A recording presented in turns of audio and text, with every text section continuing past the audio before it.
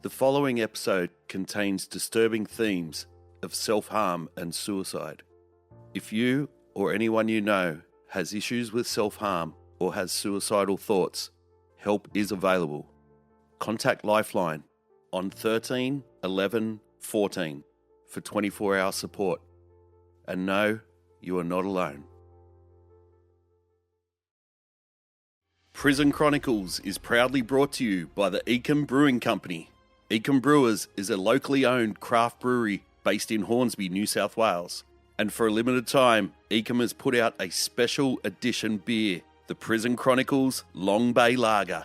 So support the podcast and a local Aussie brewer. Go to ecmbrewing.com.au to order or visit the brewery on Fridays and Saturdays. ecmbrewing.com.au. Beer you love, made by lovers of beer.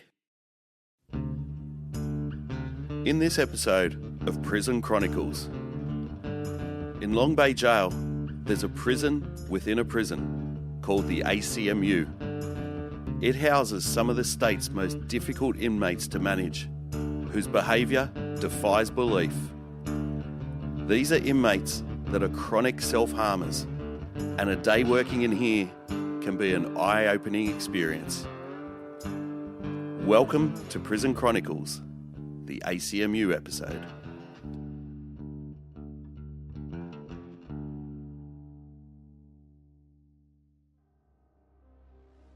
Within the MRP is the A.C.M.U. It's an acronym for the Acute Crisis Management Unit. Sometime in the year 2000, I was placed in charge of the unit. It's here the worst of the worst self-harming or highly suicidal inmates are placed.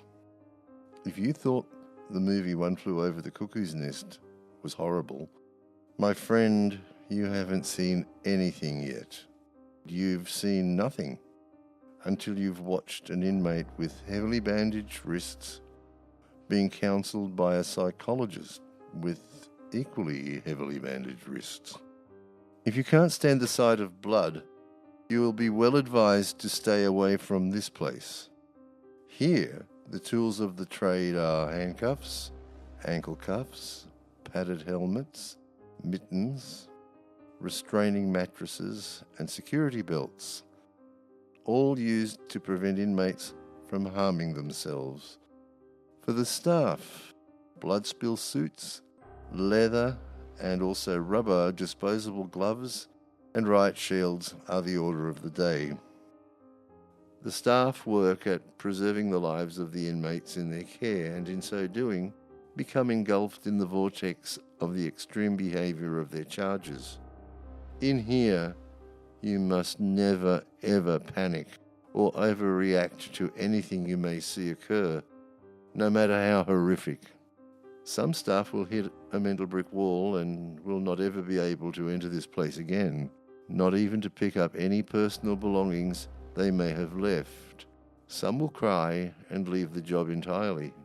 Nothing on this planet can prepare anyone for the A.C.M.U experience.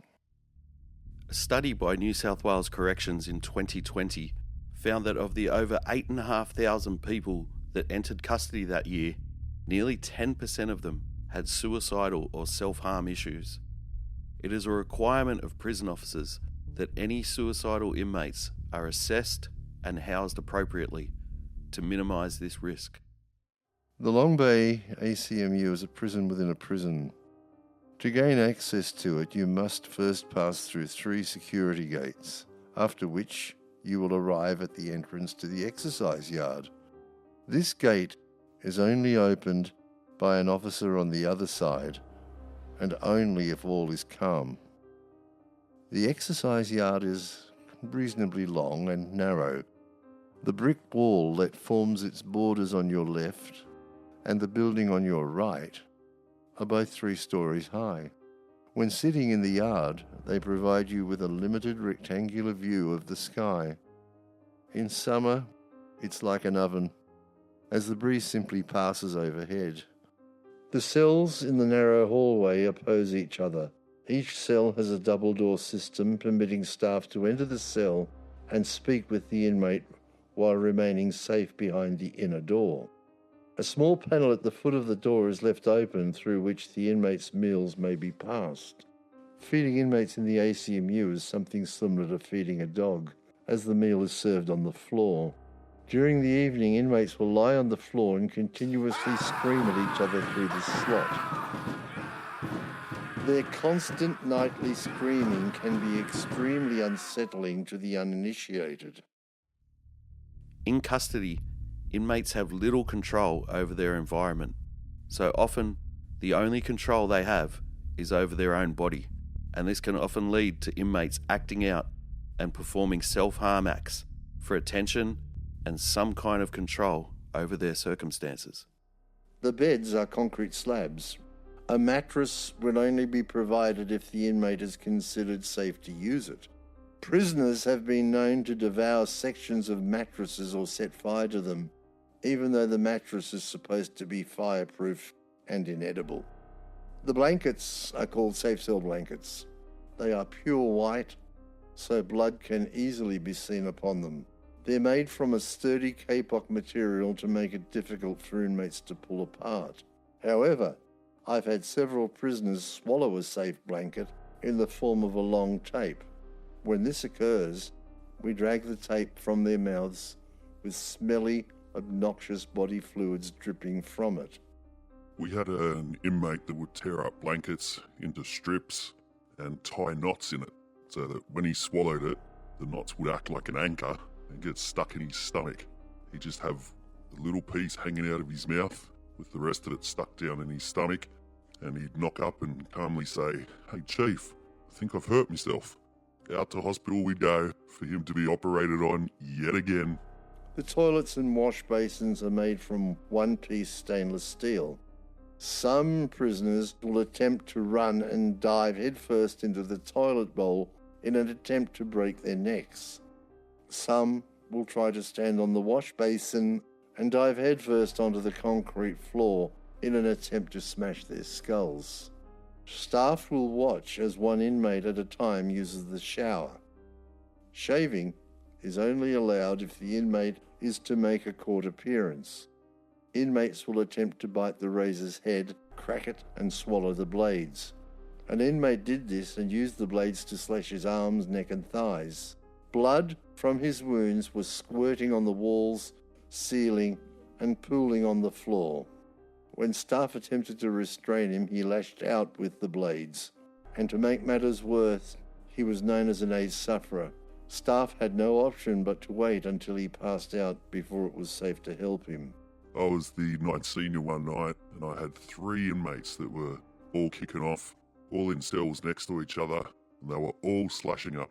There was blood everywhere, and there's nothing you can do. You try to talk to them and get them to stop, but you just don't have enough staff on a night shift to go into the cell and restrain them.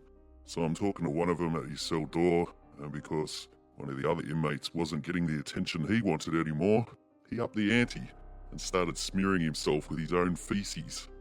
We call it bronzing up, when an inmate covers himself or herself with their own feces. So he's now covered in both blood and shit, which then set off the other 2 to do the same, all screaming at me, covered head to toe in their own blood and shit. It's just madness sometimes. It's a game of stop me if you can, between the inmates and the staff. The more successful you are at prevention, the higher becomes the inmate's will to defeat you. In effect, a raising of the bar by the inmate, with the ultimate victory, their own death. You must be acutely aware of the feeling and mood the area has at the moment if you're going to have the slightest chance of getting through the day without an incident.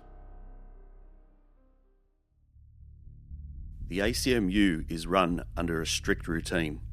Inmates do not have access to even the most mundane items, as anything they can use to self-harm will be utilised.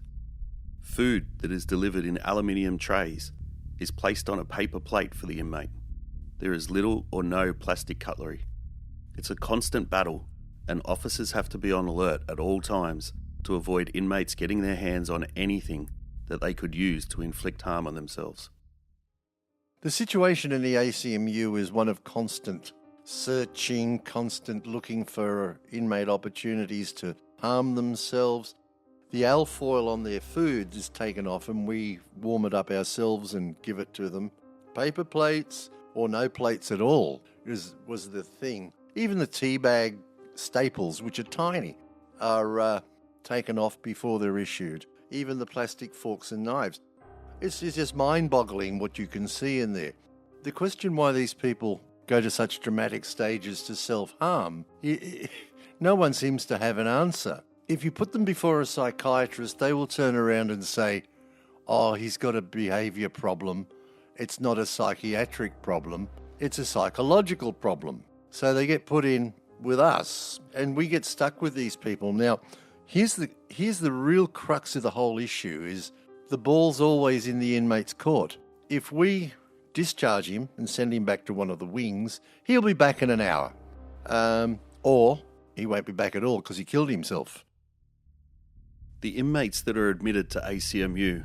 are not simply inmates that are trying to commit suicide or slash their wrists out of frustration or for attention. These inmates are the worst of the worst chronic self-harmers, and some of their methods and outcomes are truly horrific. What we're about to tell you are actual incidents that have occurred. But a warning, the following stories may be distressing for some listeners. I've seen inmates slit their stomachs open and fill the wound with plastic forks, biros, gravel, cigarette butts, soil and ash, and any other available substance. One inmate was given his spectacles so he could read. He swallowed them. Another made an incision into the skin of his left forearm, then inserted his right hand into the incision and forced it down to his wrist, while continuing his conversation with me as though nothing has happened. I remember watching Matthew lying on the ground, his stomach wide open from pubic bone to breast, and he's got his stomach and he's pulled everything apart and he's putting everything he can find into that wound. And the funny part about Matthew was, here he was, as far as I was concerned, as mad as the Hatter, and he went to court and they discharged him straight out onto the streets. We've had an inmate pull their own eyeball out. We've had them shove pens up the eye of their penis all the way up into their bladder. We had a female inmate who was at Westmead Hospital. She was getting checked over by the doc because she had an infection where a colostomy bag was inserted. The doctor reached into a wound, into her stomach, and pulled out a whole apple. The inmate had put it into her own wound. And when the doctor went to put it in the bin, she started screaming at him saying, "That's my fucking apple! I was gonna eat that on the ride back!" Try things like disembowelment after first pulling a big toenail off and use it like a razor blade, or slicing the arms open and exposing the muscle structure, or in the extreme, slicing the scrotum open and using it as an ashtray, leaving the exposed testicles dangling above like lychees on a branch. I've never passed out before, but I was close one day when I was watching the doctor inspect an inmate's scrotum after he'd cut it open with his toenail, and he had put a blowfly in there, and there were now maggots in his scrotum, and his scrotum was wriggling around. The doctor put his finger in there, rummaging around, and all these maggots came out.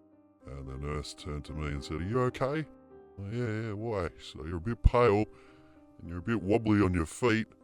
Well, what do you expect? No one should be made to look at that. Oh, look, Michael was perhaps the greatest self-harmer that the department had ever seen. Every prison officer in the 2000s had a Michael story. He would swallow blankets, put stuff up the eye of his penis, put stuff up his ass, cut himself, anything. But strangely enough, he was a nice enough kid. I had Michael in the Acute Crisis Management Unit for about 3 or 4 years and got to know him quite well. Michael's life was really terrible. His mother was an alcoholic, and Michael was born with fetal alcohol syndrome. Eventually, he was fostered out to a farming family. The father and the siblings of the family didn't like him, but the mother educated him at home and Michael actually ended up in the top 10 of the high school certificate. He was quite bright and was fascinated with plants and horticulture. When Michael turned 18, he had to leave the foster home, but he had an attachment to the mother. Now he couldn't go to the farm to visit the mother because the father and the other brothers would just flog him. So he decided to set a fire in the corner of the property. He knew, because the father and the sons were members of the regional bushfire brigade, they would definitely go out there to put the fire out. That would enable Michael to go and visit the mother. What he didn't account for was that most of New England would burn down because the fire got out of control. So the first time I came in contact with him, what happened was he got arrested for the fire, and when he was in court, he pretended to escape. He was heading towards the court exit door, and they charged him with escape, even though he was ankle-cuffed and handcuffed. He thought it was all a joke, because he was that kind of a kid, you know. He thought he would just pull a silly joke, but the court officers didn't see the humour in it, and he was locked up. He might have been in Tamworth jail or somewhere like that. I can't remember which jail we got him from, but when he was brought into custody, they put him in a safe cell, and what did he do? He tore up the lino in his cell, rolled it up, and swallowed it. And so began his time in jail, forever doing things like that, forever being taken out to hospital to have things removed from his body. So I ended up with him in the Acute Crisis Management Unit, and I had a lot to do with him over the years. I suppose we were all kind to him, you know. You could have a joke with him and he could have a joke with you. He told me once, when he was younger, and with his foster family, he had an appendicitis. He ended up in hospital, and his birth mother turned up at the base of his bed to visit him. She slashed her wrists and bled all over him, and that sent him right off the deep end. It really is quite sad. But he was always finding ways to harm himself. One time in the A.C.M.U, we had 11 cheap blue biros, one for each inmate.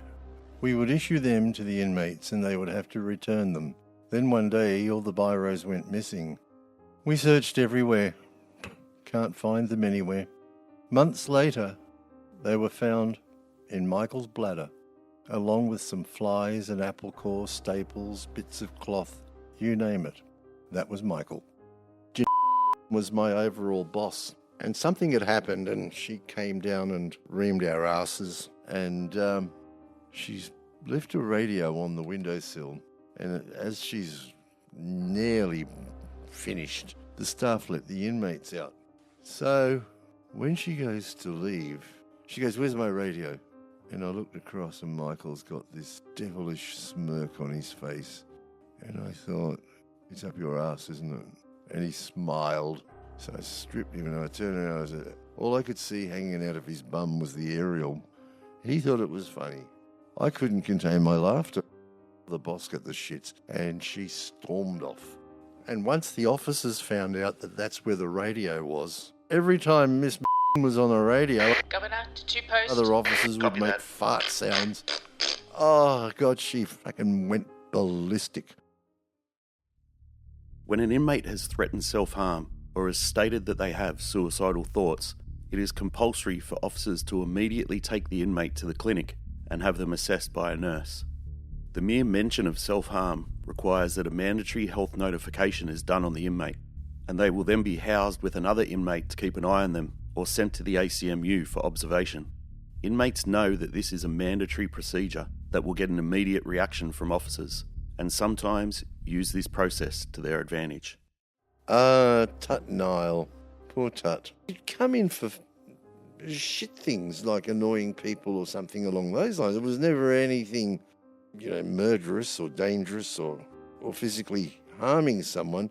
But what I think went on in Tut's mind, because of his colour, he was a Sudanese national, I think.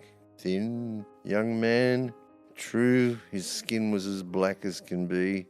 He found that the A.C.M.U was a very safe place to be, especially in the prison system around about, I suppose, 1986, where inmates were roaming free. Anyone would be interested in a feminine-looking black boy. He was Super Target 1. So he would tell us that he was self-harm, but I've never ever seen a scar on him. His was always mock suicide by hanging, or mock suicide by diving off the toilet bowl or into the toilet bowl. But it was highly questionable. I mean, when you think about it, Tut had been out of jail for 2 years. He had ample time to kill himself. So it doesn't add up that when he comes back to jail, he now is highly suicidal. It's bullshit. He's scared. And this was a good way of finding that he could be safe. Tut would attempt to feign self-harm in the wings because he knew the officers would have to react and place him in the A.C.M.U. in order to keep an eye on him. And he knew in the A.C.M.U. he would be away from other inmates that were trying to get their hands upon him. In fact, he used to wait until officers were about to check on him before he would put a noose around his neck or jump to try and hurt himself. So for Tut, I think it was a game he played just to get protection. But in the end, it cost him his life as he tried the "I'm going to hang myself when the officers come," but the officers didn't come. And so Tut's life ended with a broken neck. Sometimes an inmate will come along and you just don't know what to do with them. They get picked on and stood over in the main jail. In the protection wings, they annoy other inmates. They don't qualify to be held in a mental health ward, and they don't do anything serious enough to be punished in segregation. So where do you house them to maintain the good order and discipline of the prison? Well, sometimes you just got to stick them in the A.C.M.U. Of all the people that really I felt kind of sorry for was young Groppler. He was a young man, perhaps in his early 20s, but he was a true mental case, and I don't know how on earth he ended up in prison, but that's the cruelty of the justice system that makes no allowances whatsoever for people who, it's blatantly obvious, need protection and help in society. But no, they're going to go to jail. So we end up with young Groppler. Now, we had to shave his head for a start because his hair was a matted mess. He was thin and pale, and he certainly wasn't the description of the great Australian male. It just wasn't going to happen. In fact, he was quite frail, and his face was often full of herpes spots, and his muscle structure didn't happen. But what was used to be quite funny with Groppler, he was such a friendly guy, and they used to play cricket with him. And in the A.C.M.U., it was a very narrow wall, but probably the length of a cricket pitch, and it was backed up by a corrugated iron wall. But the problem was they used to play cricket with this really solid ball. Now, if you've ever seen anyone who's on methadone or any other sedative drug trying to play cricket, you got no idea what it's like.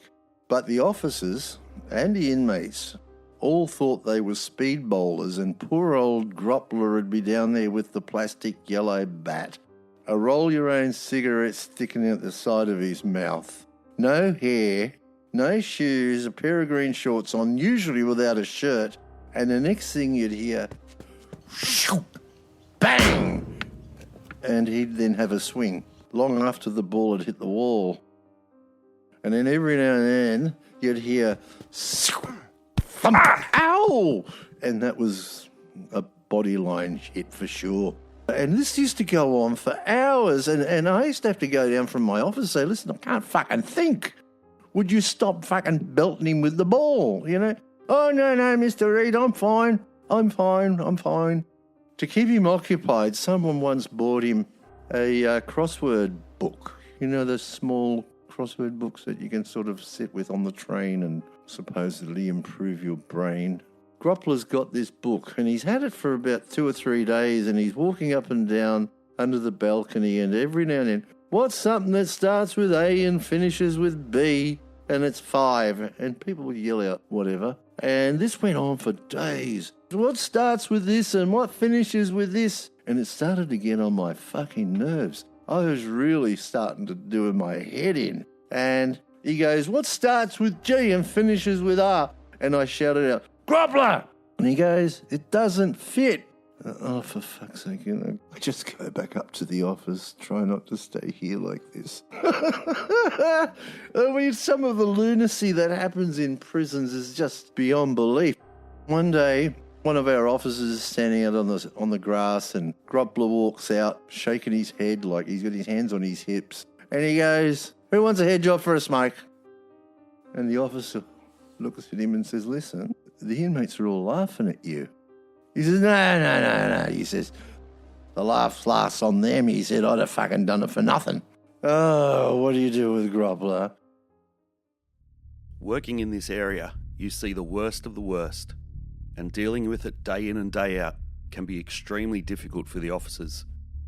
You have to constantly be on alert, be ready at any time to restrain inmates, be covered in blood, see horrific injuries, and eventually it can all become too much. I can always remember one day, well, I suppose I better explain this to you. Soap powder in a prison is industrial strength. It's not like your Omo or your biodegradable super stuff. This is stuff that is acidic. This soap powder comes in, 5-gallon drums. And one day I'm looking up and I can see this inmate ingesting handfuls of this blue soap powder.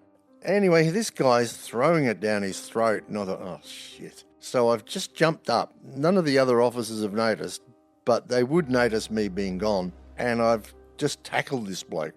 And here we are, rolling around on the ground. He's still trying to get this soap powder down his throat, and he's decided to call me "you fucking white you fucking dog," etc., etc. Here we are, I'm on the ground, and I've got this guy by the legs, and another officer's come to our assistance, and all of a sudden this inmate burps, and all these fucking bubbles come popping out in front of my face. And I'm sitting there, and I could not stop laughing at the absurdity of the situation.